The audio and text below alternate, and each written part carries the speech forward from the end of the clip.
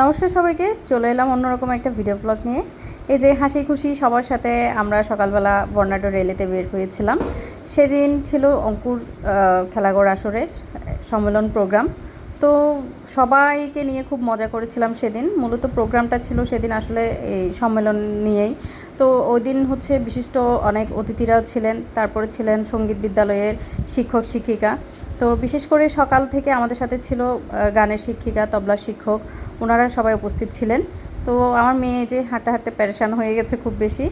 প্রথমত আমাদের প্রোগ্রামটা শুরু হয় হচ্ছে জাতীয় সঙ্গীত দিয়ে। আমরা প্রোগ্রাম শুরু করি আর কি।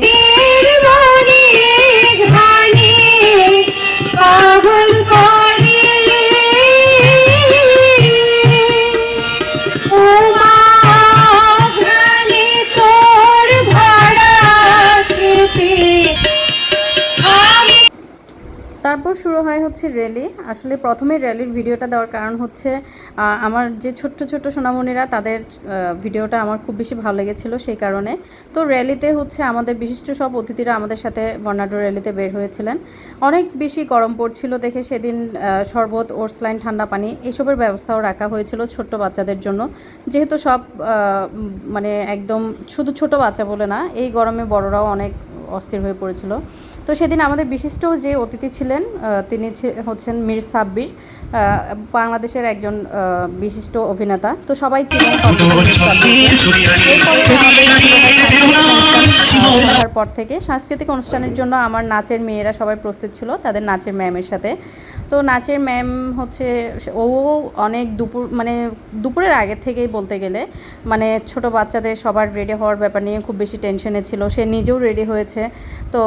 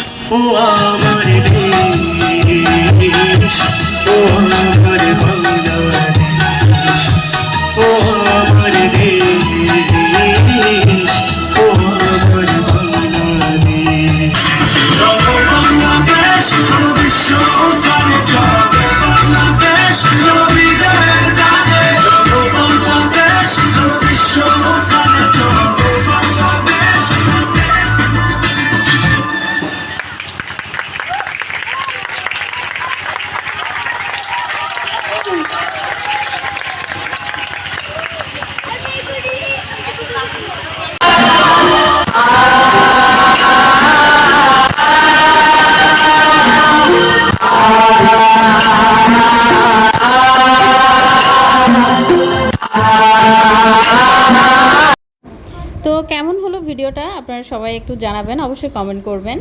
এই হচ্ছে আমাদের অঙ্কুর খেলাঘরের অনুষ্ঠান ছিল। আসলে শুধু এইটুকুই নয়, আরও অনেক কিছু আছে, আমি শেয়ার করব আস্তে আস্তে সব ভিডিও গানগুলো। আমাদের নাচের ম্যামের যে নাচ করেছেন, তারপর হচ্ছে আমাদের ছোট মামুনিরা আরও অনেক নাচ করেছে, তারপর আমাদের সঙ্গীত বিদ্যালয়ের শিক্ষিকার পরিবেশনায় গান, সব কিছু আমি আস্তে আস্তে একটা একটা করে শেয়ার করব, চেষ্টা করব আপনাদের সাথে শেয়ার করার জন্য। আর সেদিন আসলে মানে প্রোগ্রামটা খুবই উপভোগ করেছে আমার বাচ্চারা সবাই। তো অঙ্কুর সঙ্গীত বিদ্যালয়ের সাথে থাকবেন, সবাই আশীর্বাদ করবেন আমাদের সঙ্গীত বিদ্যালয় যেন আরও অনেক দূরে এগিয়ে যায়।